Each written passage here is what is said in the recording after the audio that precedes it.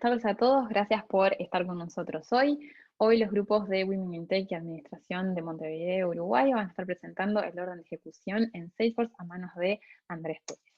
Brevemente, la agenda para hoy, la presentación, Andrés se va a presentar, después vamos a estar hablando del orden de ejecución en Salesforce, vamos a tener tiempo para preguntas y respuestas, y a lo último vamos a estar haciendo avisos que son un comunicado de los próximos eventos organizados por los grupos de la comunidad, y también vamos a hacer una rifa de vouchers de certificación.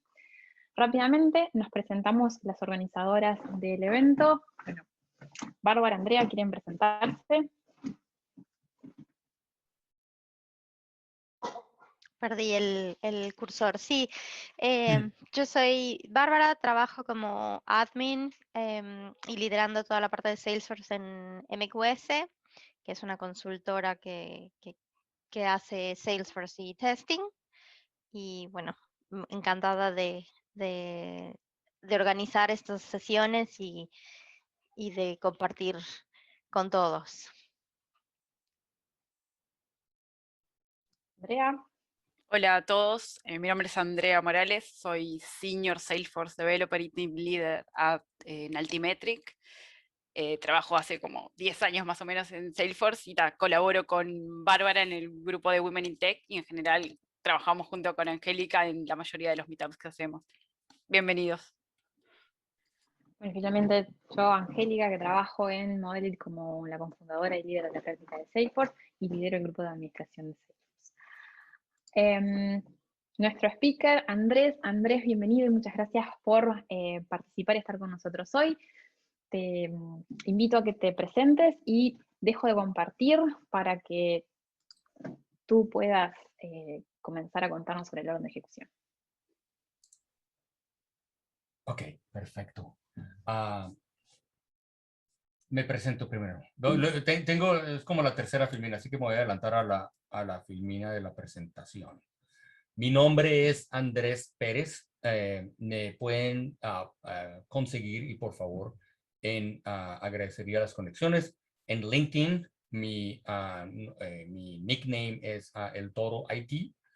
Trabajo para Salesforce desde hace 13 años, desde el 2009, cuando comencé a comencé a trabajar con Salesforce en el área de soporte técnico.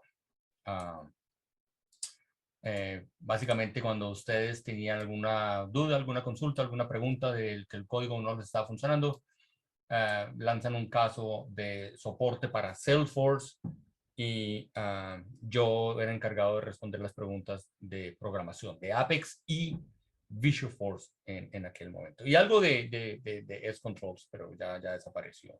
Eso duró básicamente 2 años. A los 2 años yo caí en cuenta que iba a ser mucho más divertido ayudarle a la comunidad antes de que cometieran el error y no después de cometer los errores. Así que me volví instructor, donde dicto todos los cursos avanzados de programación de Salesforce en Apex, JavaScript, Line Web Components, Integrations. Y cuando no estoy enseñando, estoy haciendo proyectos internos dentro de Salesforce con un grupo de lidero un grupo de programadores y arquitectos con los que hacemos proyectos que estemos tratando de resolver. Esa es básicamente mi presentación. Ahora comencemos en forma a hablar del tema de hoy, que se llama el orden de ejecución, las transacciones de Apex y los límites de Governor Limits. Yo dicto a veces, he tenido la gran fortuna de ir a dictar cursos en Latinoamérica, y los hago básicamente hablando en español, pero con toda la información visual en inglés. No traduzco los términos por 2 razones. Primero, porque no me los sé. Y la segunda, porque prefiero que ustedes los aprendan en inglés, ya que en el examen de certificación o si van a hacer algún tipo de Google o algo, van a tener que saber los nombres en inglés. Así que voy a hablar un poco de Spanglish, si me perdonan, porque no conozco los términos en español correctamente. ¿Alguien sabe, por ejemplo, qué es un desencadenador en Salesforce? Es un trigger. Trigger, ¿no? Trigger, ok. O sea que creo que no soy el único que no se conoce los términos en español. Cuando digo desencadenador, muchos estudiantes como... Pero cuando digo trigger, todo el mundo... Ok, sí. Bueno, entonces comenzamos. Esta presentación la hice yo hace un año y la tengo grabado en Trailhead, acá en Trailhead Live, pero la actualicé y no la he vuelto a montar. O sea que este contenido es básicamente nuevo y no mucha gente conoce el nuevo tema. Porque hubo unas cosas que se agregaron al orden de ejecución. Obviamente es todo forward looking statements, aunque esto no, bueno, sí, no es una, esto lo estoy haciendo de mucho cariño, no es parte de mi trabajo, pero sin embargo, siendo algo oficial, tengo que hablar de los forward looking statements, que dice que no compren Salesforce por lo bueno que va a hacer, sino que compren Salesforce por lo bueno que es hoy. Stock y licenses. Ok, mi presentación, ya hicimos eso. Vamos a hablar de 4 cosas. El orden de ejecución, field updates, que tiende a dañar todo lo que es el orden de ejecución y la mayoría de los dolores de cabeza son por culpa de los field updates. Hablamos de un tema importantísimo para programadores específicamente, que es el concepto de las transacciones de Apex. Y hablamos de los límites de governor limits, que también es probablemente un tema importante para un programador de Apex. Sin embargo, no voy a decir que siempre, pero en muchas ocasiones los errores que los programadores tienen, tómalo por favor en forma de un poco de broma. Todos los, no todos, pero algunos de los errores que los programadores obtienen con respecto al orden de ejecución es por culpa de los administradores que no conocen el orden de ejecución y crean un field update que, como vamos a ver más adelante, vuelve todo un caos el concepto de los triggers de ejecución y eso, y ahí comienzan los problemas. Entonces, por eso es tan importante este tema, incluso para administradores, que hace parte del examen de administración, del examen de certificación de los administradores, y del App Builder, y del certificado, y de los programadores, y de los arquitectos. Básicamente, creo que en todos los exámenes de Salesforce Core está el concepto de orden de ejecución. Ok, entonces comencemos a hablar del tema de el orden de ejecución, el cual es básicamente una serie de pasos que se ejecutan al momento en que tú estás creando un registro, ya bien creando o guardando o haciendo una actualización a un registro. Ya bien sea porque haces un insert, un update, o lo que se llama un upsert, que es básicamente coger una lista de registros y hacerle la operación del upsert, y Salesforce determina si los registros deben ser insertados o deben ser actualizados. Pero en cualquier caso, los archivos se van a ser modificados o ingresados a la base de datos, y ahí es donde comienza el proceso de orden de ejecución. Los pasos tienden a cambiar un poquitico de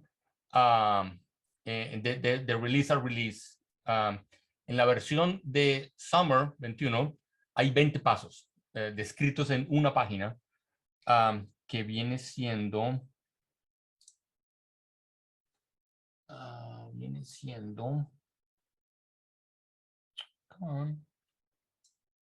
oh, wow, cambiaron el formato de la... Cambiaron el formato. Este no es el link que estabas... Cambiaron el formato. No me había dado cuenta. Como el layout de la página está diferente. Entonces, la página se llama Triggers and Order of Execution y tiene 20 pasos. en el spring del año pasado habían 21 pasos y a veces como que los pasos cambian un poquito, slightly. Y no mucho que no amerita volver a aprenderlos, excepto yo creo que en las versiones recientes cuando incluyeron un nuevo herramienta que nos están dando que se llama el Flow, específicamente el Before Record Trigger Flow y el After Record Trigger Flow, que hacen parte del nuevo, de la nueva serie de pasos. Y lo vamos a hablar específicamente. Por culpa de los flows me tocó no me tocó, pero quise actualizar la versión de de estas filminas. All right, good. Creo que todo lo demás ya lo dijimos. Entonces vamos a comenzar a desmenuzar. Y una parte que es como cómica interesante es que esta página, me voy a demorar aproximadamente 1 hora, porque voy a coger cada una de las palabras y las voy a desmenuzar, porque hay cosas que tienes que leer entre líneas, cosas que se pueden asumir, cosas que no son tan obvias. Voy a demorarme 1 hora hablando de una sola página del Developer Guide. Muy bien. Entonces, los 20 pasos, el primero se llama inicialización.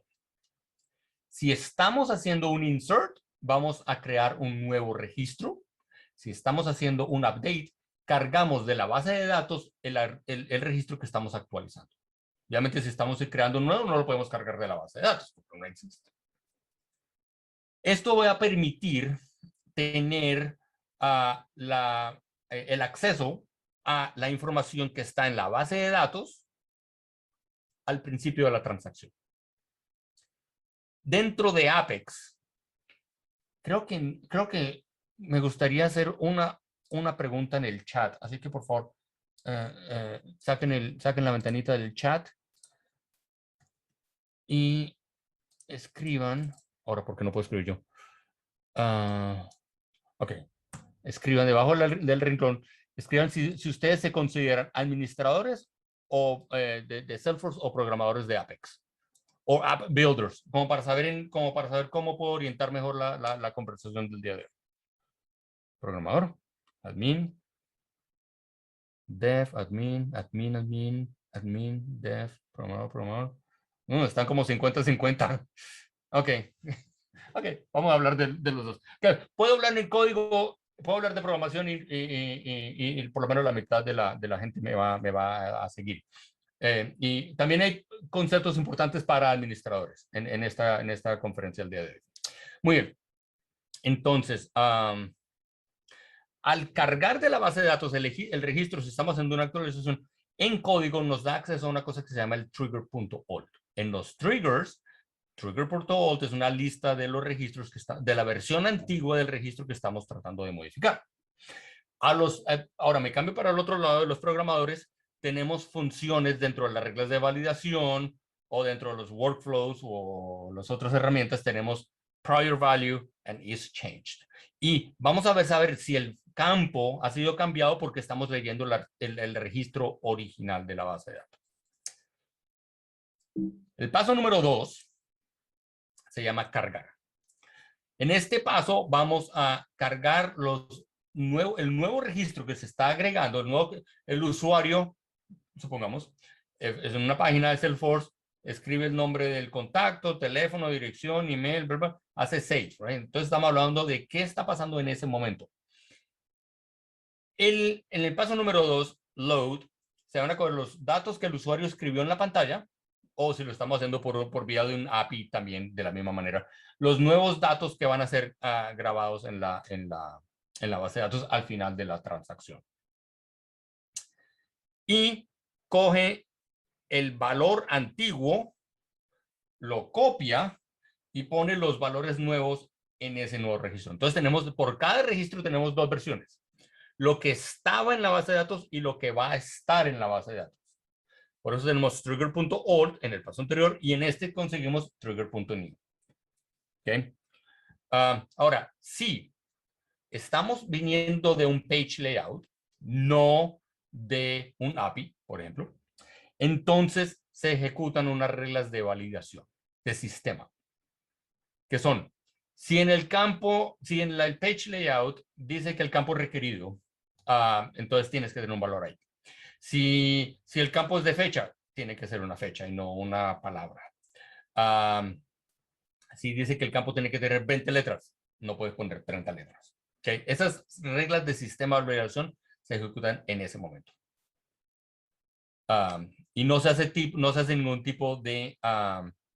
si no viene de un page layout, entonces se hace una validación de las llaves foráneas. En una base de datos, para los administradores principalmente, en una base de datos, cuando tenemos un contacto que está relacionado con una cuenta, en el contacto tenemos un lookup. Ese lookup es una llave foránea. ¿Okay? Entonces, cuando estamos creando un contacto, decimos que la cuenta es X, bueno, esa X tiene que existir, o si no, no podemos crear contacto. Entonces, esa validación se hace ahí en ese momento. Paso número 3 es, se ejecutan lo que se llaman los before safe flows o before safe record trigger flows.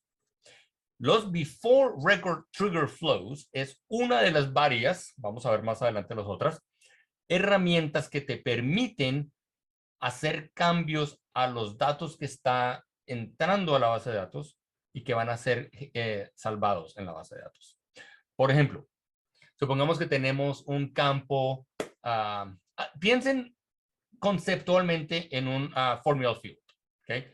El formular field es un campo que el usuario realmente no entra al valor, sino que el valor se calcula. Ahora, en una formula field, el valor no se guarda en la base de datos. Pero si necesitamos que por alguna razón el valor sea no solamente calculado, sino que sea guardado en la base de datos, entonces una de las tantas opciones que tenemos declarativa es utilizando este before safe record trigger flows. Calcular un valor de un campo y guardarlo. Una vez se haya hecho el before safe flow, se van a hacer los before triggers. En este caso, se ejecutan todos los before safe. Dame un segundito. ¿Qué me pasó aquí? Ok, sigo. Se ejecutan todos los before insert o before update, dependiendo si estamos haciendo un insert o un update. Si estamos haciendo un insert, todos los before insert. Si estamos haciendo un update, todos los updates. Hay una regla importantísima para los programadores que dice no deberías tener más de un trigger en el mismo objeto, en el mismo evento. No deberías tener dos before insert accounts. Porque ¿cuál de los dos se va a ejecutar primero? No se sabe. Ahora, hay ocasiones en que se tienen más de dos triggers en el mismo objeto, en el mismo evento. Principalmente cuando se instalan Manage Package del AppExchange. Perdonad mi español, pero cuando se instalan Manage Package del AppExchange, pueden venir con triggers y en esos triggers no los puedes modificar. Y si tú necesitas otro trigger, bueno, ahí vas a tener que tener dos triggers. Pero ten en cuenta que no se sabe cuál de los dos se va a ejecutar primero. Un buen package manager, una empresa que cree buenos managed package, te va a dar la oportunidad de, dependiendo cómo lo quieran hacer ellos, de poder tomar la lógica que ellos necesitan ejecutarla e incluirla en tu trigger de Apex, para que solamente tengas un trigger para un insert y lo puedas hacer en el orden que tú necesitas hacer. Depende mucho del creador del package. Ahora, un before trigger para aquellos que son programadores o admin developers, como llaman a veces, un before trigger te va a también permitir modificar los campos del registro que se van a guardar en la base de datos. Y esa es básicamente la función importante que existe en el before triggers. Hay dos triggers. El before trigger y el after trigger. No se confundan con la palabra en inglés before y after. Before quiere decir antes y after quiere decir después. No necesariamente. No en Apex, no en el mundo de Salesforce, no con el orden de ejecución. Es lo primero que yo les pido es que no piensen en cuándo se ejecutan estos triggers, sino cuál es la razón por la cual tú ejecutas estos triggers. Y la razón de los before es porque quieres hacer cambios a un campo que es calculado y que se va a guardar en la base de datos. Ok. Entonces, tenemos el before flow, tenemos el before trigger que hacen cambios. Entonces, lo que sigue a continuación es hacer una validación de que tú no estás dañando los datos con tu código de Apex o con tu configuración del flow. Pues en este momento en el paso número 5, que es la validación, va a ejecutar los pasos de sistema de validación. Los habíamos hablado anteriormente, básicamente el formato del campo, si es requerido, cosas de ese estilo. Y también va a ejecutar lo que yo coloquialmente llamo las reglas de invalidación. Okay. Yo a estas de aquí no las llamo validation rules, sino que las llamo invalidation rules. ¿Por qué? Porque cuando escribes la fórmula, si el valor es verdadero, entonces es inválido. No estás revisando si la información es válida, estás revisando si la información es inválida. Entonces, yo al llamarlo invalidation rules me ayuda a pensar que la fórmula tiene que ser al revés de lo que posiblemente debería pensar. Pero llamarlos invalidation rules como que es consistente. Muy bien. Paso número 6. Recuerden, son 20 pasos. Paso número 6. Revisa duplicados. ¿Okay? Hay unas opciones declarativas que te permiten determinar si los registros están siendo duplicados o no. En estos se hacen después de haber validado los datos. Siguiente paso es hacer un guardar. Guardamos el registro que estamos tratando de insertar en la base de datos, pero lo guardamos de una manera temporal en la base de datos. No hacemos lo que en programación se llama un commit. Ese no se hace. Tú no, actually, no sé cómo se dice actually. De hecho, no puedes hacer un commit en Apex. Existe para otro tema, para otro día. Angélica, si me quieres invitar otro día, hablar de rollbacks, save points. Podemos hablar de save points en otra ocasión. Pero incluso con save points puedes hacer un rollback, pero no puedes hacer un commit. No puedes, no. Entonces, ¿cuál es la diferencia entre un save y un commit? La diferencia es que básicamente, conceptualmente, estás escribiendo con lápiz la información en la base de datos o ya la escribes con un esfero, con un marcador. ¿Okay? Entonces aquí la estamos escribiendo como con un lápiz para poder hacer correcciones más tarde y todavía no queda en tinta, no queda con marcador, ¿verdad? Con esfero. Ok. So, hacemos solamente el save. Ahora, al hacer el save, hay unos campos que Salesforce va a calcular que incluyen el ID del nuevo registro que va a ser guardado en la base de datos. Si estamos haciendo un update, el ID no cambia, pero si estamos en un insert, el ID se genera en este momento. Created date, created by, last modified, system mode stamp. Y también hay otros que se evalúan en este momento, que son muy específicos, no los nombré aquí porque son muy específicos. En el objeto de caso, por ejemplo, hay uno que se llama el estatus del caso, creo, que dice si el caso está cerrado o está abierto. No, creo que el estatus hay uno que se calcula basado en el estatus. Ese se calcula en este momento. Muy bien. Entonces ya tenemos la información temporalmente guardada en la base de datos. A continuación, ejecutamos lo que se llaman los after triggers. Todos los after triggers. Si estamos insertando, todos los after insert triggers. Si estamos haciendo una actualización, todos los after update triggers. De nuevo, recuerden, no deberíamos tener más de un trigger en el mismo objeto, en el mismo evento. Hay casos en que no se puede evitar eso, pero tratar de, sobre todo si es solo código que tú escribas sin tener manage package installed, no deberías tener más de un trigger en el mismo objeto, en el mismo evento. Y la funcionalidad de un after trigger es actuar en otros registros. Por ejemplo, por decir cualquier cosa. Cada vez que yo creo una nueva cuenta, account, cuenta, cada vez que yo creo una nueva cuenta, se va a crear un contacto. ¿Ok? Pero para poder crear el contacto que pertenece a esa cuenta, necesitamos el ID de la cuenta. Entonces, primero estamos insertando una cuenta y no es sino hasta en el save que tenemos el ID de esa cuenta. Por lo tanto, en el trigger de aquí en verde, no podemos crear ese contacto. Tenemos que crearlo en el after trigger. Ok, muy bien. Ahora, si la lógica dice cada vez que creemos una cuenta se crea un contacto, cuando hagamos el insert de ese contacto, todo el orden de ejecución se va a realizar para esos hijos también.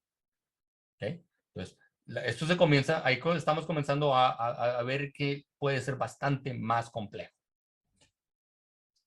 Después vienen, oh, sí, importantísimo. Se hace el mismo ring, excepto, más adelante lo vamos a ver, excepto por el commit. Solamente hay un commit que ocurre durante la transacción. No hemos hablado del concepto de transacción todavía.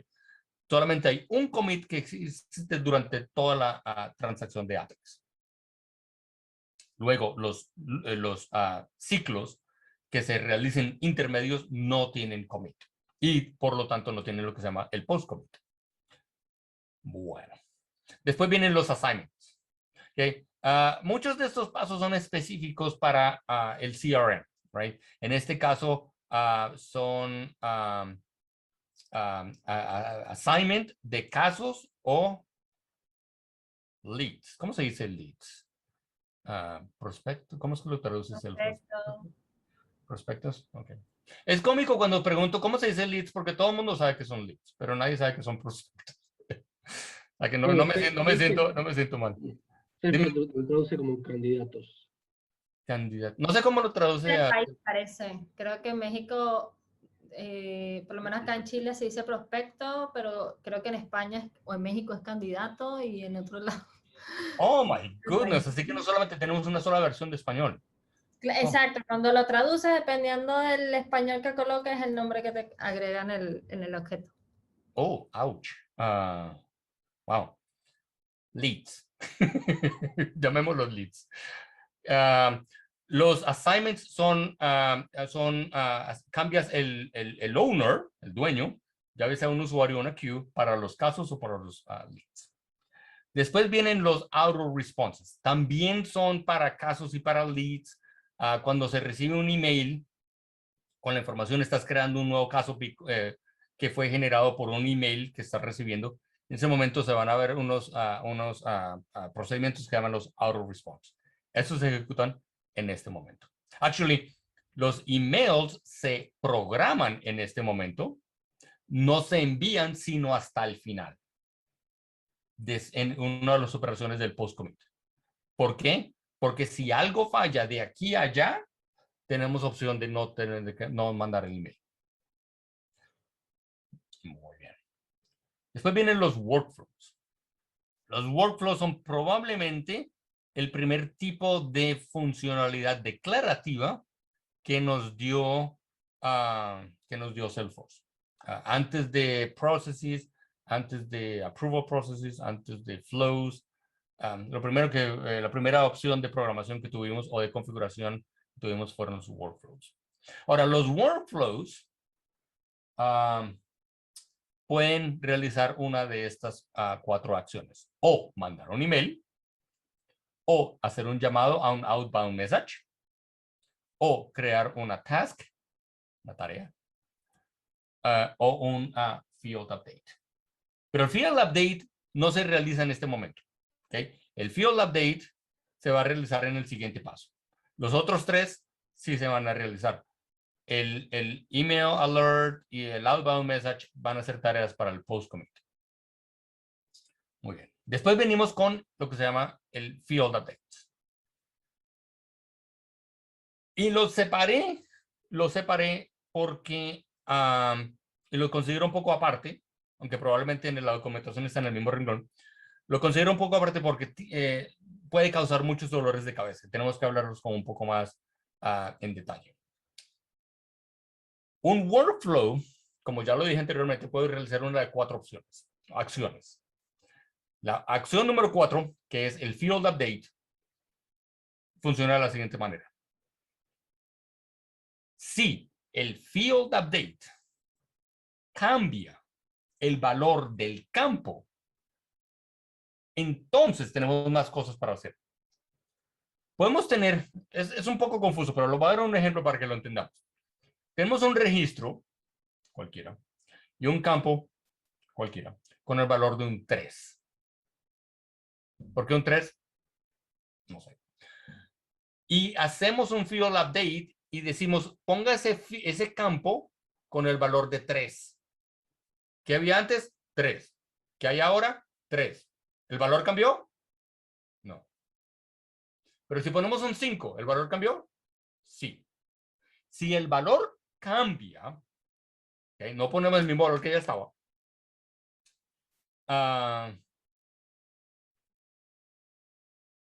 Entonces, van a hacer, si el valor cambia, entonces van a hacer una serie de pasos adicionales. Repite algunos pasos de los que ya hemos hablado, no todos, solamente algunos. Entonces, ¿qué es lo que va a pasar en este momento? Vamos a realizar los triggers. All right. Entonces, tenemos los before triggers. Se hacen las system validations again. No se hacen las custom validations.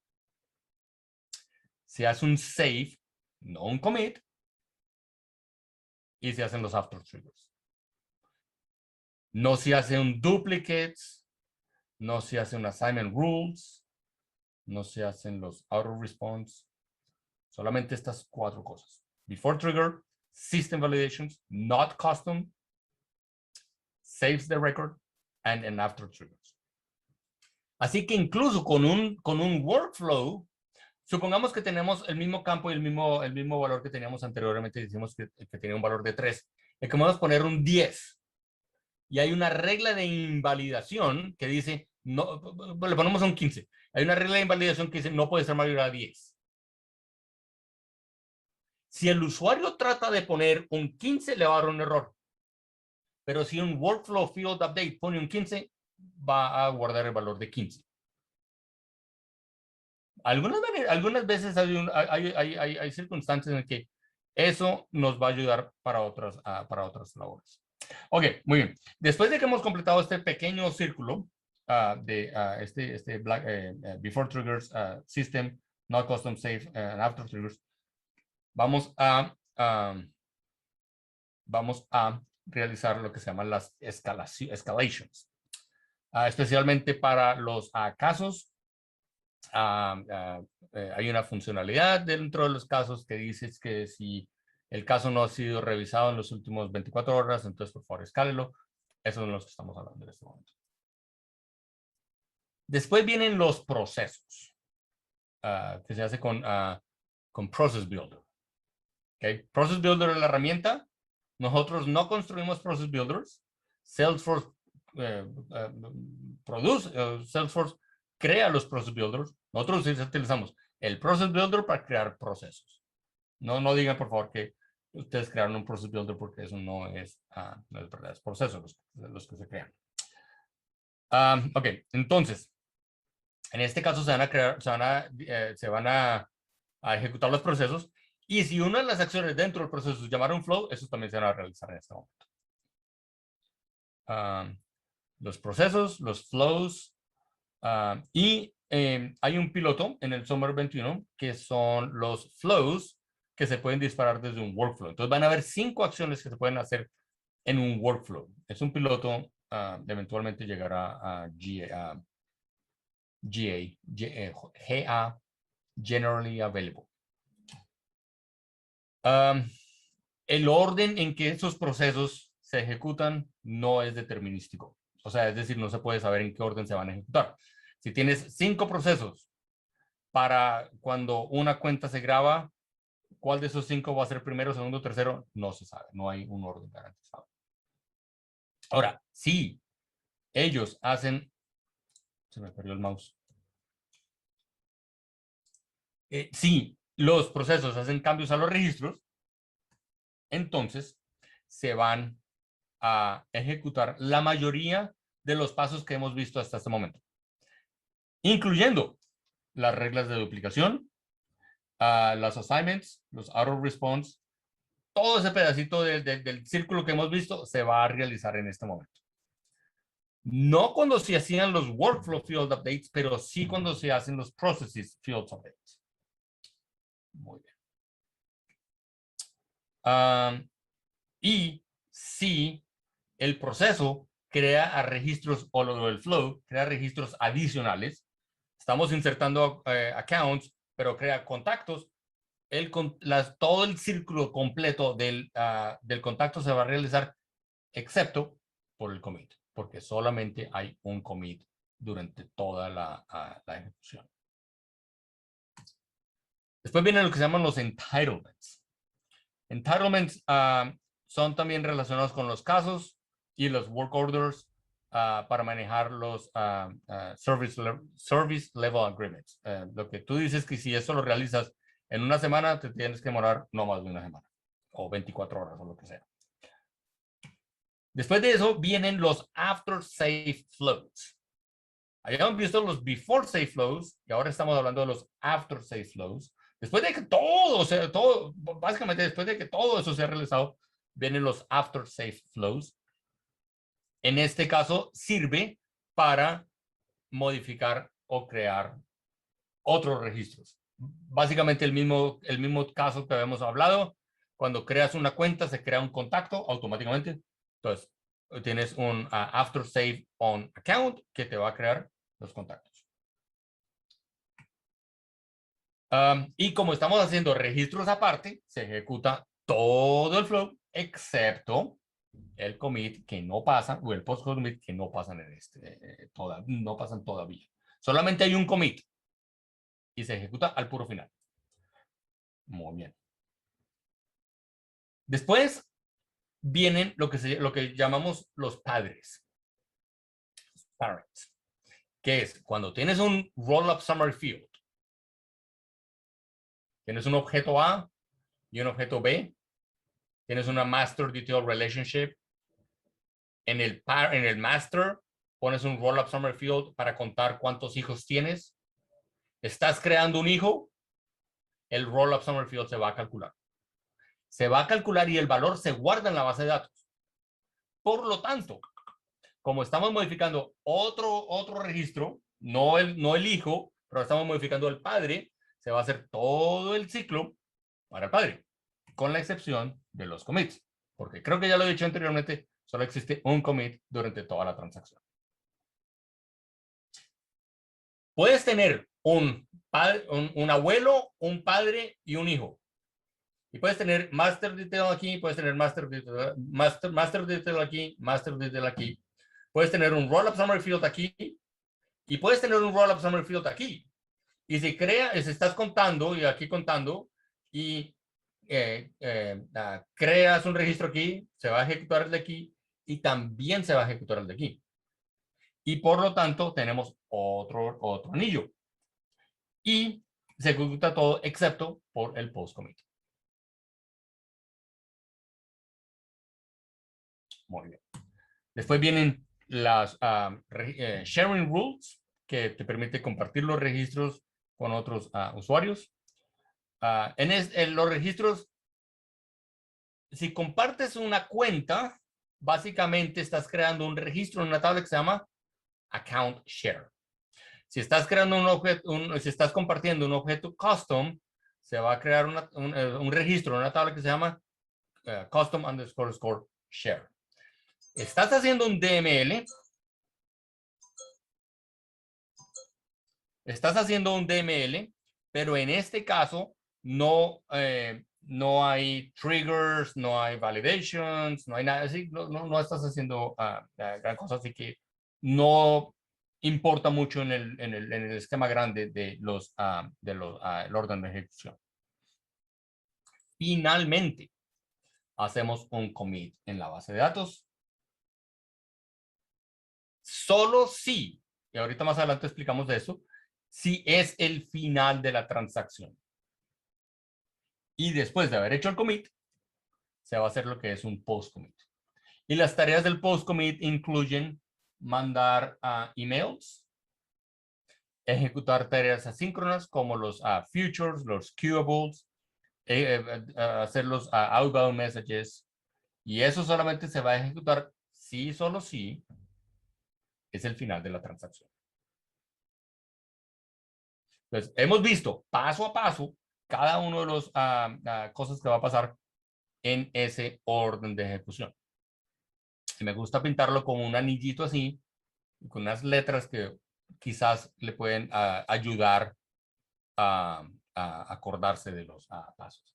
En los exámenes no le van a preguntar si el flow es el paso 7 o el paso 8, no.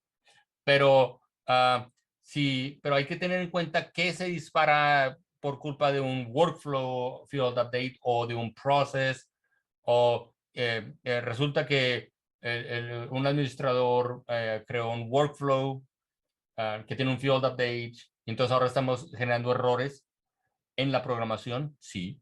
¿Por qué? Porque los triggers se van a realizar muchas veces. ¿Okay? Entonces, hay que entenderlo, no hay que memorizárselo como tal. Creo, no sé.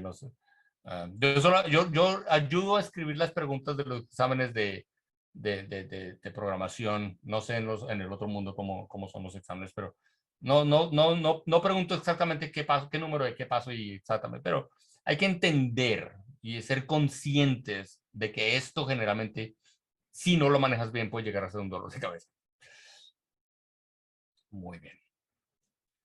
Seguimos con el segundo paso. Ya lo habíamos mencionado anteriormente un poquito. Se llama el field updates. Así que un trigger se está disparando muchas veces. 10 veces estamos disparando un trigger dentro de una transacción. ¿Por qué? ¿Por qué tantas veces? ¿Y cuántas veces se puede disparar un trigger en una transacción? ¿Qué pasa aquí? Se me pierde el mouse. ¿Cuántas veces se dispara un trigger dentro de una transacción? Bueno, esa realmente no es una pregunta muy fácil de hacer. Yo he hecho, y solamente por cuestiones académicas, he hecho que un trigger se dispare 100 veces dentro de una transacción. Algo ilógico que estaba haciendo, bueno, lógico porque lo quería probar, pero no va a pasar mucho en un proyecto normal de los que ustedes trabajan. Solamente estaba tratando de mirar cuántas veces iba a pasar y qué iba a pasar cuando excedía del límite. Y supongamos que en este trigger, algo muy básico, hago una consulta. No hago más, solamente le leo un registro. Tenemos un límite de governor limits que nos permite hacer 100 consultas. Estamos haciendo una, el 1%, no big deal. No hay gran problema. Pero si hacemos el mismo trigger 100 veces, ahora estamos haciendo 100 veces la misma consulta y ahí sí vamos a comenzar a tener problemas con los governor limits. Es probable que 100, sí, estoy de acuerdo, que 100 sea un número exagerado, pero en una transacción compleja es probable que se dispare 10 veces. Y si estamos haciendo 20 queries, ahora estamos tratando de hacer 200 queries y nos van a comenzar a explotar los programas. Y como quizás les dije al comienzo de la presentación, yo trabajaba en soporte. Y muchos de los clientes me llamaban y me decían, Ahora estamos teniendo problemas que dice que no puedo ejecutar más de 100 queries y no hemos cambiado el código. Entonces yo iba al audit field, no, ¿cómo se llama? El audit. Para mirar a la historia lo que se ha cambiado en la org. Audit Trail, System Audit Trail, ahora no me acuerdo cómo se llama. Pero mira, efectivamente no han hecho cambios al código, pero este workflow es nuevo. Entonces, al poner este workflow, el administrador puso el workflow y rompió el código que el programador había hecho. Por eso es importante y por eso es parte de todos los certificados. Ok, entonces, ¿cuántas veces? Hasta 100 conté yo aquella vez. ¿Por qué se dispara un before update trigger? Bueno, estás actualizando el registro, obviamente. O estás insertando un registro. Wait. Un trigger de update se dispara cuando inserto un registro. Sí, porque cuando tienes un workflow field update o un process field update, se hace una actualización de registro que originalmente estabas insertando, pero en este momento estás actualizando. Y ahí se te va a disparar el update trigger. ¿Cómo logré yo llegar al número de 100? Y solamente lo hice por manera académica, pero ¿cómo logré yo llegar a un 100? Parte del truco es que en el workflow field update hay un checkbox que dice que reevalúe si hay un cambio del field. Y lo que básicamente hacía era, pongo una variable en un campo, lo inicializo en 0 y le agrego 1. Y tengo un workflow, en un trigger le agrego 1. Y tengo un workflow field update que le agrego un 1. Entonces ya van 2. Y ese proceso, entonces dispara un proceso. Y ya van 3. Y lo cambio en 4, lo cambio en 5, hasta que llegué obviamente a 100. Porque no usé correctamente esta función que tengo subrayada aquí. O en un process existe la misma funcionalidad, que es el concepto de la recursión. Ok. Así que, ¿cuál es el orden de ejecución cuando tenemos los field updates? Porque esto también va a modificar el número de veces que se disparan los triggers.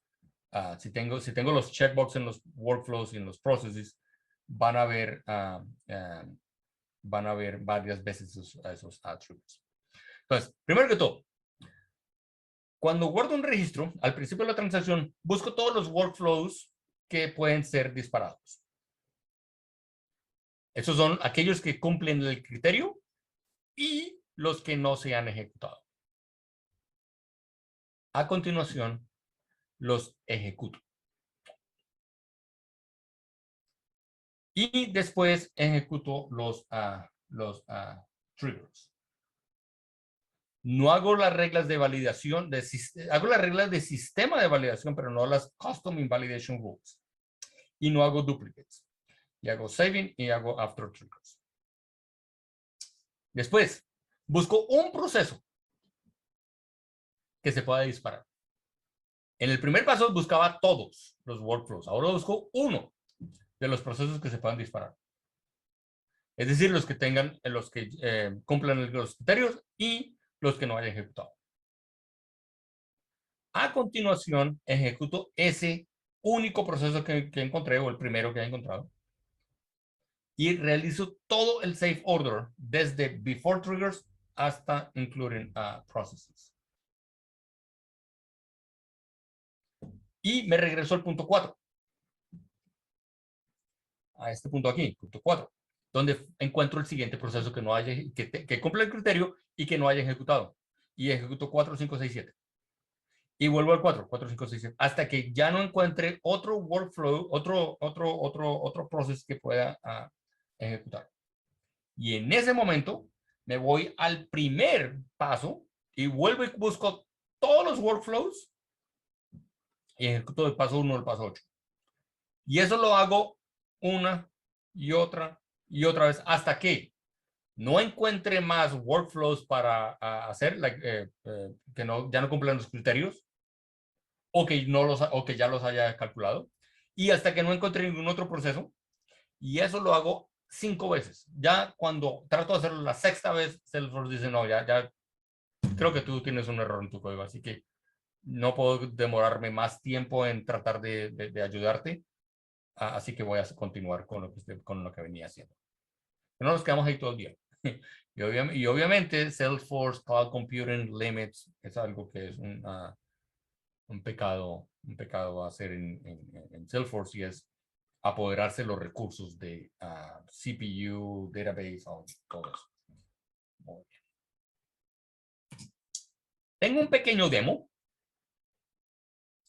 para esta presentación, y esto es de un repo que tengo en mi GitHub público que construí básicamente para esta presentación, y aquí tengo cómo logré hacer los 100 llamados al mismo trigger en la misma transacción. Entonces lo que voy a hacer es que básicamente cojo y creo un registro, y el código está obviamente disponible para ustedes si lo quieren ver. Y no hago nada, simplemente hago un salvar.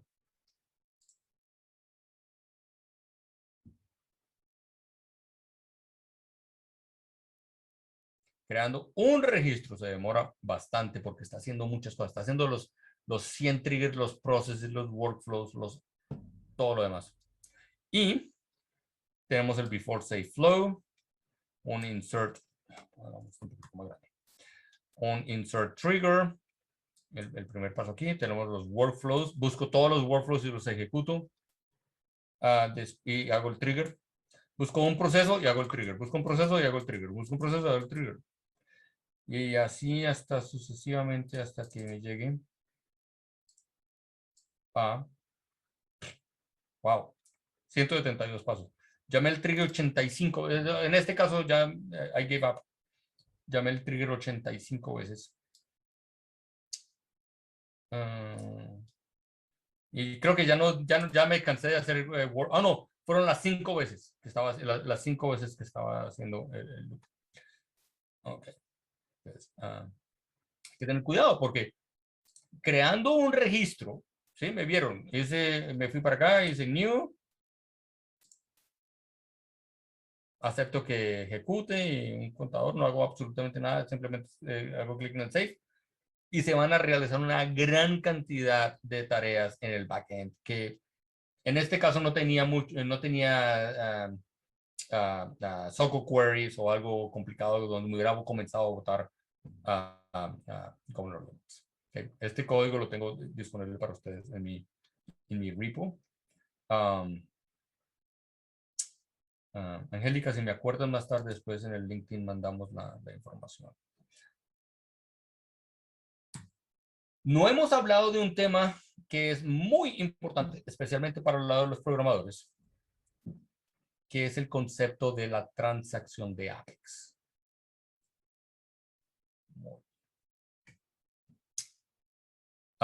¿Qué es una transacción? Es un concepto un poco medio abstracto, o quizás no, pero es un poco difícil de explicar.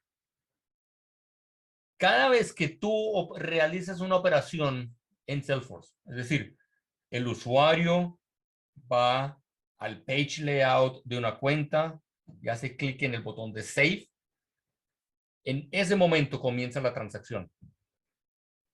Y no va a terminar hasta que todo haya terminado. En el caso del demo, mi transacción comenzó al ser el botón del Save y no terminó hasta el final de aquí, que fueron los 172 pasos. ¿Ok? Muy bien.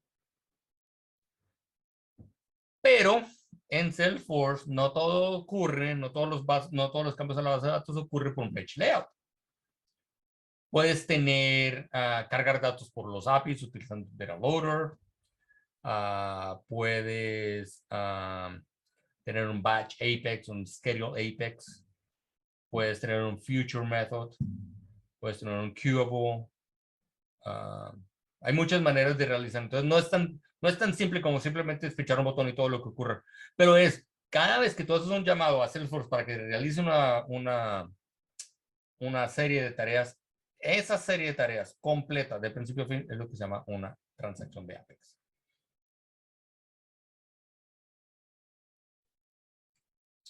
No puedes tener media transacción. Es una transacción que te ha determinado muy pronto, porque es un error, pero es una transacción. O puedes tener una transacción que es muy larga, pero no vas a tener transacción y media. Si tienes el developer console, una muy buena opción de visualizar la transacción de Apex es, si tienes el developer console abierto y vas en el tab de logs, cada entrada ahí es una Apex transaction. Cada vez que haces algo con Aura, ahí va a aparecer. Eso es una transacción de Apex. No puedes tener media transacción, pero puede terminar prematuramente. Hay excepciones, governor limits, etcétera, etcétera. Una Apex transaction, cada vez que tocas a Salesforce, es una transacción. El usuario guarda un registro en una page layout, haces un llamado desde un API, execute anonymous también, obviamente una transacción. Asynchronous Apex, future, queuable, batchable, schedule. Esos son transacciones. Cada una de esas es una transacción. Cada entrada de cada log, si tienes el developer console abierto, cada una de esas entradas es una transacción. ¿Y por qué es importante? ¿Por qué estamos hablando de eso? Si comenzamos hablando de los órdenes de ejecución. Bueno, muy buena pregunta. Vamos a hacer este código de aquí. ¿Okay? Vamos a crear 5 líneas de código. Vamos a crear una cuenta que se llama Acme y la vamos a insertar. Vamos a crear un contacto, apellido Manning, y la ID de la cuenta es el ID de la cuenta que acabamos de insertar. E insertamos el contacto y después decimos I'm about to commit. Y cogemos estas 5 líneas y las ejecutamos en un execute anonymous dentro de la developer console, o es un llamado de un web service, o es un future method. Básicamente, estas 5 líneas son toda la transacción.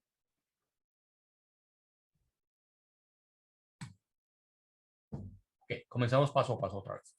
Primer paso, creo en memoria una cuenta. La inserto en la base de datos. Pero, ¿qué pasa al insertar? Vamos a realizar el order de execution, excepto por un paso. ¿Cuál? El commit. ¿Por qué? Porque solamente hay un commit en toda la transacción de Apex. Y no hemos terminado la transacción porque después tenemos que crear un contacto e insertarlo. ¿Y qué pasa cuando lo insertamos? Toda la orden de execution, excepto por el commit.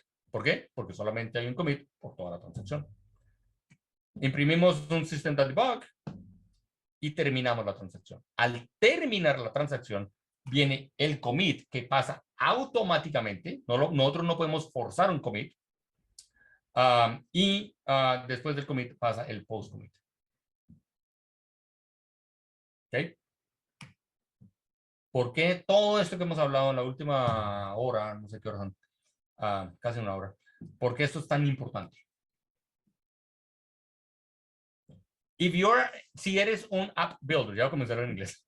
¿Por qué es tan importante? Si eres un app builder, el código que el programador crea lo puedes muy fácilmente romper con clics. Crea un workflow con un field update y todos los triggers, si no lo hiciste bien, tú como programador desde un comienzo, todos los triggers se te van a duplicar. Y si tenías el 80% de los governor limits, ahora vas a tener el 160% de los governor limits y todo va a explotar. Solamente porque un app builder creó un field update. Como app builder también deberías pensar qué herramienta vas a usar. Supongamos que queremos asignar el owner a un registro. Tenemos varias maneras de hacerlo. Lo podemos hacer con un assignment rule, con un workflow field update, con un process field update. Supongamos que somos tan de malas que no nos pusimos de acuerdo y 3 personas, 3 app builders hicieron lo mismo. Uno lo hizo con un assignment rule, uno lo hizo con un workflow field update y uno lo hizo con un process field update. ¿Cuál de los 3 es el que va a quedar guardado? ¿Okay? Vemos que primero pasan los assignment rules, después pasan los workflows y después pasan los processes. Así que el del proceso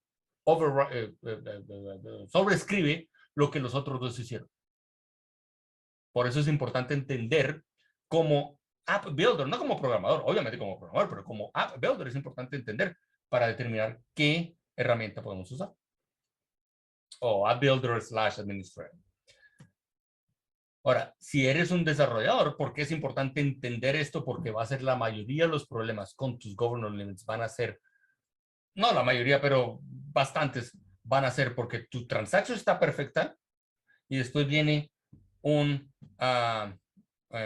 governance limits que aplican para todas los governance limits, no lo dije, pero los governance limits aplican para toda la transacción, no para cada loop, no para cada línea, no para cada método, no para toda la transacción. Es decir, tienes 100 queries desde la primera línea hasta la última línea. No del método, sino de la transacción. En este caso habíamos dicho que era una future o algo, que solamente son 5 líneas, pero generalmente son muchas más líneas. ¿Okay? ¿Por qué es importante? Porque los governance limits son para todas las transacciones. Y también, de alguna manera u otra, importante entender que un app builder nos puede romper el código si no hacemos las cosas bien hechas. Muy bien. Prometí 1 hora y me demoré 1 hora y 48 segundos.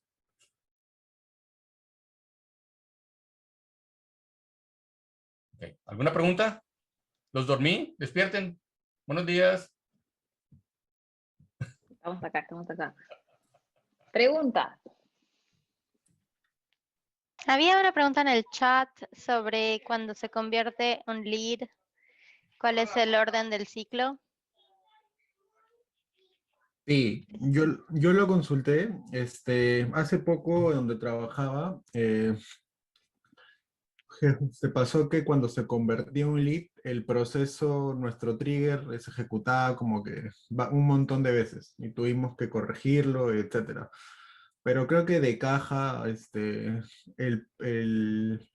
trigger de lead se ejecuta 2 veces, me parece. O no, o solamente se ejecuta una vez. Si es que no hubiera ninguna customización ni nada de caja de cel. No, tengo 2 respuestas para eso. No tengo conocimiento. Nunca he trabajado con ese detalle. La mayoría de mi trabajo es como programador y son custom objects. No tengo mucho conocimiento con el CRM. Me da pena decir eso. Sin embargo, es posible que tenga razón. Me parece que en algún lado alguien escribió o preguntó algo muy parecido a eso. Y es posible que sea verdad. Ahora, eso se va a ejecutar, pienso, en el momento en que estás haciendo la conversión, se va a ejecutar dentro de un Apex Transaction. ¿Y cómo puedes tú determinar dentro de un Apex Transaction si el mismo trigger ya se ha ejecutado anteriormente? ¿Okay? Acuérdense que cuando tenemos un workflow field update, los mismos triggers se vuelven a disparar. Y si tenemos un process, los mismos triggers se vuelven a disparar. Si hacemos las cosas correctamente, y ya en un segundo explico eso, si hacemos las cosas correctamente, podemos determinar si ese trigger ya se ha ejecutado o porque no lo queremos volver a ejecutar, o quizás solamente lo queremos ejecutar la segunda vez que ocurre. No la primera vez, porque sabemos que va a haber un workflow, un proceso o algo que va a hacer una modificación. Lo queremos hacer después de esa modificación. ¿Okay? Supongamos. Entonces, ¿cómo podemos hacer? Solamente hay una manera de poder mandar información dentro de Apex, mandar información de un trigger a otro trigger, a otro trigger, a otro trigger, dentro de la misma transacción de Apex. y eso se llama una variable estática. Las variables estáticas dentro de Salesforce funcionan un poco diferentes a la manera en que funcionan en otros, en Java o en otros lenguajes, porque generalmente en otros lenguajes es por máquina. Aquí es por transacción. Pero usando el concepto, ese concepto, si lo usamos correctamente, podemos determinar, oh, ya realicé el trigger para el lead, ya ocurrió, ya hice lo que tenía que hacer, por favor no lo vuelva a hacer. Entonces, ponemos un if. Genial. If ya lo hizo, salte de todo eso y no lo vuelva a hacer. Entonces es posible, pero no lo veo como un problema porque tenemos una solución que es parte de un best practice, no un hack, pero es parte de un best practice para solucionar eso. Genial, gracias, Andrés. System Audit Trail, eso era lo que estaba pensando yo cuando estaba hablando. Static flag, correcto. Yo tengo otra consulta, es más una duda, voy a aprovechar. Por ejemplo, si yo tengo un objeto custom, digamos cualquiera, un objeto custom, ajá, y en el after trigger de ese objeto yo inserto un registro. El ciclo va a llegar al after trigger de ese objeto y luego para el objeto que estoy creando empieza desde el inicio. Y va a esperar el objeto custom a que termine el objeto que estoy creando para que empiece a hacer lo otro, o ¿cómo es el proceso? Si te entendí correctamente, tú tienes un objeto X y en un after trigger creas un objeto Y. Sí. En ese momento, todo el ciclo del Y se va a ejecutar excepto por el commit y post-commit. El commit y el post-commit van a ocurrir solamente una vez al puro final de toda la transacción. ¿Y se ejecuta en paralelo o primero? No.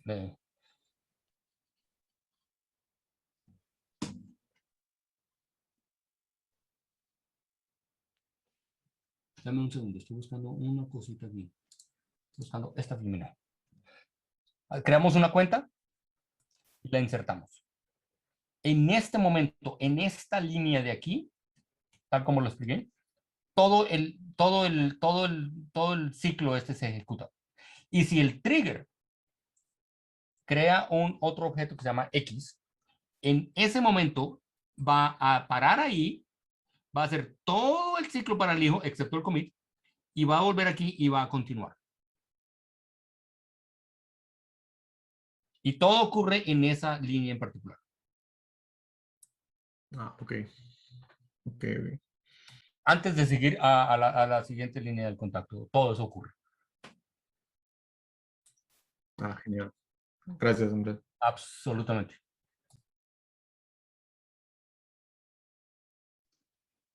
Andrés, a mí a veces me han preguntado que la documentación que nos mostraste desde el principio habla siempre de un registro por vez. Pero ¿qué pasa cuando estamos trabajando con actualizaciones o inserciones en bulk? ¿Cómo afecta eso al orden? Interesante pregunta. Cada uno de estos hexágonos, eso es un hexágono, estos son 6. Cada uno de esos hexágonos es por todos los registros. Excepto que hay... Ok, no. Todo ocurre por todos los... O sea, por todo el... Me voy a contradecir en 2 minutos, entonces estoy tratando de armar una frase que como que está un poco más lógica. Cada uno de los hexágonos van a ser todos los registros. Y después el siguiente hexágono, todos los registros, cada hexágono hasta que llegue al puro final. ¿Okay?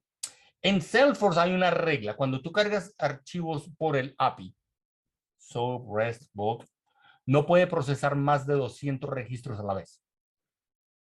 ¿Ok? Pero nada previene de hacer en Apex, voy a hablar un poco de código, los administradores, por favor, discúlpenme.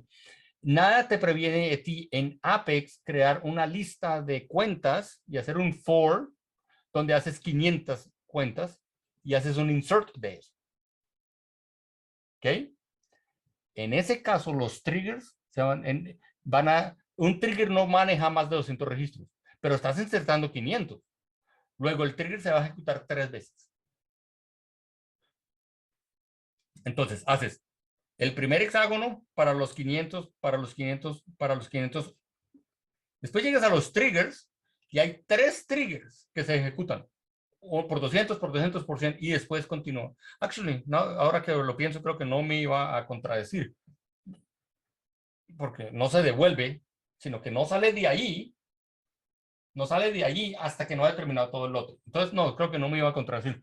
Pero lo que estaba pensando es que pueden haber, si estás haciendo como 500 registros dentro de Salesforce, dentro de Apex, no por un API, porque un API no te permite más de 200, pero puedes leer 500 registros, puedes leer 500 contactos, y los actualizas, haces un insert, y los triggers se te van a disparar 3 veces. Pero hacer los 3 triggers y después sigues al siguiente hexágono. Bien, gracias. Excelente pregunta. ¿Más preguntas? Aprovechen que son gratis ahora en este momento.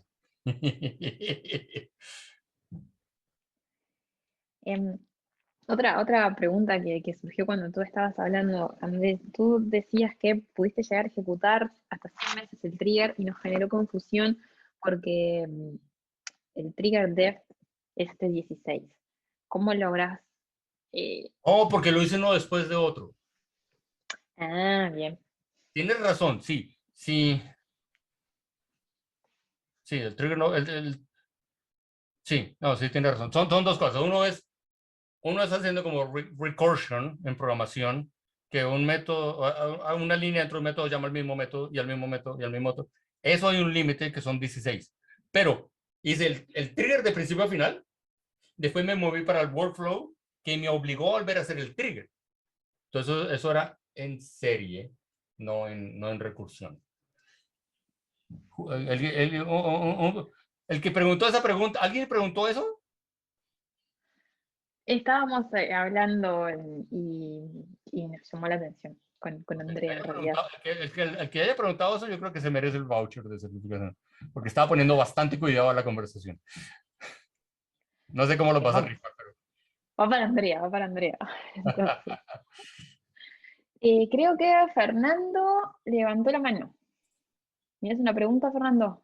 Sí, que quería aprovechar también. Para el tema de los territorios de Salesforce, que también aplica lo mismo, porque... ¿Se disparan 2 triggers?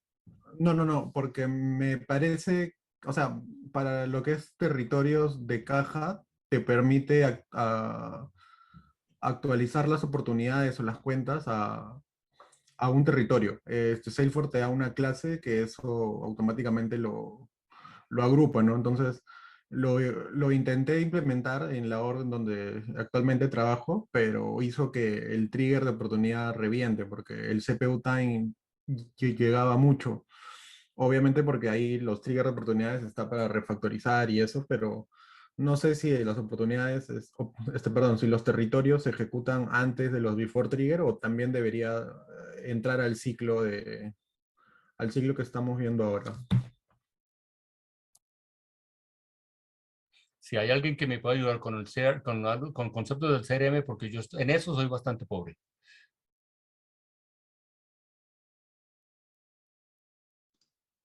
Yo particularmente mucho con territorios no he trabajado, no sé si Bárbara, Andrea. Ah, normal, yo también. Ni idea. No. La anotamos y tratamos de Yo no que la... trabajo mucho en el mundo de administración.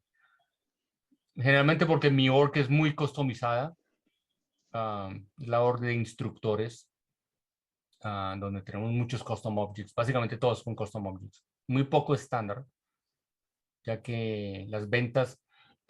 Yo soy un arquitecto programador en una org dentro de Salesforce, que es donde se manejan los instructores, no donde se venden las clases. Las clases se venden en una org de Salesforce, no en una org del departamento de entrenamiento.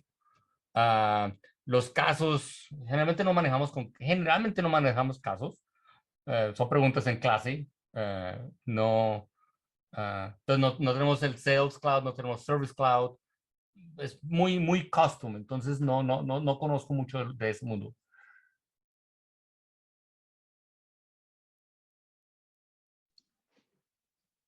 Lo buscamos y vemos si lo podemos contestar en el transcurso de la semana. Por el momento. Gracias. Sí, gracias. Nicolás, creo que había levantado la mano. Sí, tenía una consulta relativa a los métodos asincrónicos y a los feature methods. Según lo comentaba, si estaba revisando la documentación, sí, es lo último, ahora sí, en serio, último, que se ejecuta en el orden de ejecución, es en el lugar 20. Pero aún así, yo quería confirmarlo contigo, de que aún así es parte de la misma transacción. Lo que quería preguntar concretamente es, si en algún momento de la transacción, o sea, si hay forma de ejecutar los feature methods, aunque la transacción llegue a fallar, o lances un error, por ejemplo, en un trigger, agregues un error en un trigger, si aún así hay manera de ejecutar los feature methods. Estás haciendo una muy, muy, muy buena pregunta. Actually, espérame. Actually, son varias preguntas, una detrás de otra. Perdón. No, para nada, en absoluto, pero me toca responderlas por aparte. Porque, sobre todo porque yo tengo un caso práctico que es que seguramente a ustedes les ha pasado, que es la prevención de los registros duplicados. Ok, espera, dame un tantico. Hacemos esto en orden. Entonces, una transacción. Generalmente las pinto como una... Están viendo mis dibujos, ¿cierto? ¿Sí? ¿Ven la I? ¿Sí? Ok. No. Una transacción generalmente la pinto de esta manera. Entonces, aquí están todo lo que sucede dentro de una transacción, que pueden ser workflows y algo. En algún momento me imagino que va a haber un trigger. Disculpa, estamos viendo la PPT. Yo por lo menos estoy viendo eso. No estoy viendo nada que estés dibujando ahora en este momento. Estoy viendo, ahora sí. Ahora sí, ok, gracias. Okay. Entonces, un trigger, una transacción generalmente lo pinto como una I. Y pueden haber workflows, pueden haber triggers, pueden haber cualquier cosa aquí. Uno de esas vainas va a ser un trigger. Okay, generalmente. Y lo que el trigger hace es que va a hacer un llamado a un método que está anotado como un future method. Pero en vez de realizar en vez de ejecutar todo el contenido del future, como es future, inmediatamente se va a devolver aquí y va a programar la ejecución de este código para que se haga de una manera más tarde. ¿Okay? Entonces, después de que la transacción se ha grabado aquí, porque en el post-commit es donde hacemos en el post-commit donde hacemos como el scheduling, como la programación. Aquí decimos, la quiero llamar, pero si algo falla, después de eso, no la va a llamar, ¿okay? Porque no llegó al post-commit. Pero si llega al commit y al post-commit, en ese momento la va a ejecutar. Unos momentos más tarde, ¿cuántos? No se sabe, pueden ser segundos, minutos. Salesforce tiene un SLA de 24 horas. Generalmente pasa en segundos, pero si no pasa en minutos, no te puedes quejar. Si no pasan más en días, ahí sí te puedes quejar, básicamente. Entonces va a suceder es que va a ejecutar otra transacción diferente. Y en ese momento, esa segunda independiente transacción que se ejecuta después de que la otra ha terminado exitosamente, esa transacción lo que va a hacer es que llama a esto, ejecuta todo eso, se devuelve y esa es toda mi transacción. Pero como tú lo preguntabas, efectivamente es, si hay un error aquí, esto no va a suceder porque no llegamos exitosamente a este punto de aquí. Tenemos un null pointer exception, right? Una excepción. o un governor limit o algo, aborta y no va a ocurrir el future. Y eso es como crítico, yo creo, porque lo queremos que se realice, independiente si más adelante falló por otra razón. La solución a ese problema se llama Platform Events. Cuando se hacen los Platform Events, hay dos tipos de Platform Events. Hay uno, cuando lo defines, dices que quieres que se ejecute en ese instante o que se ejecute al final de la transacción.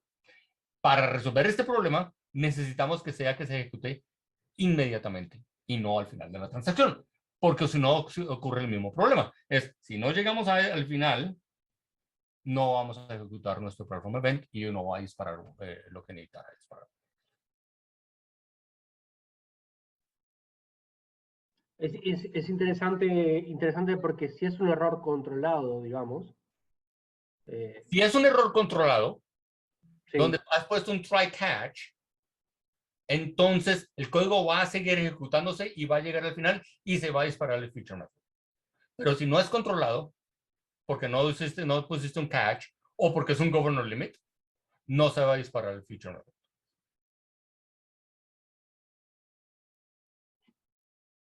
Bien, entiendo. Sí, o se quiere prevenir o si, por ejemplo, querés cortar la ejecución del trigger, que es prevenir el insert o el update. Eso lo puedes hacer con eso no lo haces con un error, eso lo haces con un método. Un método que se hace dentro del trigger en el objeto, en el campo que se llama addError. Hay un método que se llama el addError. Ese no explota, pero continúa y llega al final de la transacción. Y cuando llega la transacción, al final de la transacción, entonces el addError, el future se ejecuta. Interesante.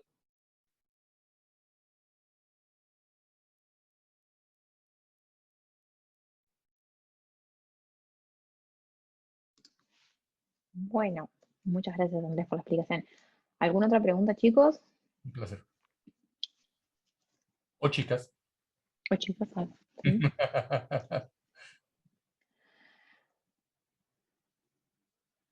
¿No? Bueno, Andrés, agradecerte por esta clase que ha sido magistral. Es impresionante la forma en que podés simplificar y desentrañar esa única página del help de Salesforce con sus 20 pasos y hacer que lo entendamos de una forma que en realidad no nos tenemos que sentar a memorizar como loros los 20 pasos. Así que muchísimas gracias por eso. Gracias por invitarme. Por favor, y dejamos las puertas abiertas para cuando quieras volver a contarnos más cosas de cómo manejar manipulación de datos, flows, lo que tú quieras. Sería un placer volver a tenerte. Me encantaría volver. Gente, si les parece, vamos a volver a compartir pantalla rápidamente para compartir con ustedes los anuncios que se vienen. Compartir pantalla para contarles los anuncios que se vienen y además para hacer el sorteo que tenemos de 3 vouchers de certificación. Anuncios, tenemos unos cuantos, están todos acá. Vamos a destacar algunos. Por ejemplo, bueno, tenemos la Certification Days para aquellos que estén preparando certificaciones como Builder, Platform Developer 1, Marketing Cloud, Admin. Tenemos del grupo de latinas en Salesforce, vamos a estar contándoles sobre certificaciones, tips, recomendaciones, distintos planes de certificaciones para que puedan optar. El 31 de julio tenemos en Venezuela cómo ser un Salesforce Admin. ¿Qué más? El 5 de junio tenemos en Chile con Sara, conociendo Salesforce Field Service. Aquí también les dejamos un link a todos los eventos que pueden encontrar en la Community Cloud. El 17 volvemos a tener un coffee break con Latinas en Salesforce, que esto es más que nada, no es para presentar un tema específico, sino para, para contarles, para conversar y conocernos un poco más. Para los que no conozcan, Latinos en Salesforce es una iniciativa que surgió de combinar 4 grupos, el grupo de admin de Santiago, de Buenos Aires y de Montevideo, y el grupo de Women in Tech, y la idea es dar apoyo a las mujeres dentro del ecosistema Salesforce, y los hombres son bienvenidos como nuestros aliados. Excelente. ¿Cuáles fueron las 4 ciudades, perdóname? Son los grupos, son Buenos Aires, Chile y Montevideo. Nice, nice. Chicos y chicas, les voy a pedir por favor que se fijen si, aquí no, si todos los presentes están acá. Si alguien no está, por favor, se desmutea y me pasa el nombre, así los agrego y podemos hacer el sorteo. Yo no Mientras estoy, tanto, pero Laura. dime tu nombre. Laura Gutiérrez, Laura. Laura, ¿de dónde eres? de Colombia. Eso pensé por el acento. Sí. Nos conocemos a la vez. ¿Hay alguien más que no esté aquí? ¿No? ¿A la 1, a las 2 y las 3? ¿Lista cerrada? ¿Estamos todos? Muy bien, la idea es... No pierden la oportunidad de ganarse los premios que Angélica va a regalar, así que... Ok, good. La idea es regalar 3 vouchers de certificación. La certificación puede ser utilizada para un único examen por un monto de $200 o de $400. Oh. Creo que están casi todas las certificaciones habilitadas. Nosotros a los ganadores les vamos a mantener información. Por favor, a quien gane, inmediatamente después copien su dirección de mail en el chat de Zoom, porque nosotros no podemos visualizar la información de sus mails por políticas para proteger los datos personales. Trejen no nos da sus mails y después contactarlos a través de la aplicación que gestiona todo lo que es el evento. Es un poco difícil, así que todos los que ganen, por favor, mándennos su dirección de mail a través del chat de Zoom, ¿sí? Bueno, sin más preámbulo, vamos a empezar a hacer el sorteo. Vamos, clic, giramos la ruedita y a ver quién se lleva el primer voucher. ¡Ay, qué peleado que estuvo esto! ¡Adriana! Yay. Felicitaciones, Adriana. Por favor, compartinos tu dirección de mail. Segundo voucher.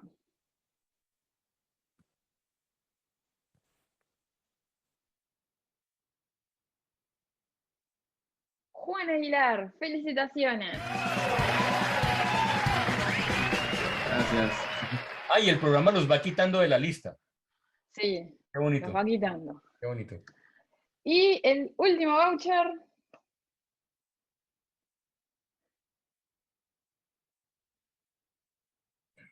Para Fernando. Felicitaciones a nuestros 3 ganadores. Por favor, mándennos su dirección de correo electrónico. Y bueno, ahora sí, vamos a dejar